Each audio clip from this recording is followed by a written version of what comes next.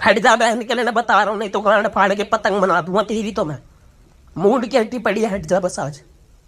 क्या हो गया? मैं बहन के लिए वारदात हो गई, दिख नहीं दी क्या घर में?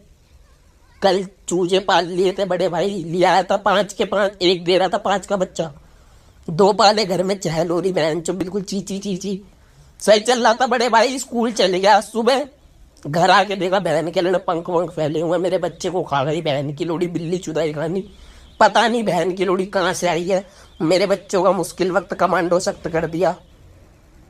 माँ कसम मेरे को दिख गई ना, मेरे को दिख गई, गांड फाड़ के ना खा जाऊंगा बहन की लोड़ी को, कुकर में डाल के सीटी लगा दूंगा दिल्ली के। माँ कसम बहुत खुंदक में उस टाइम में, मेरे शेरू को खा गई ना बहन की लोड़ी। चूजे का नाम शेरू रखा था बहन के लड़, तू भी कुटान मांग रहा है क्या?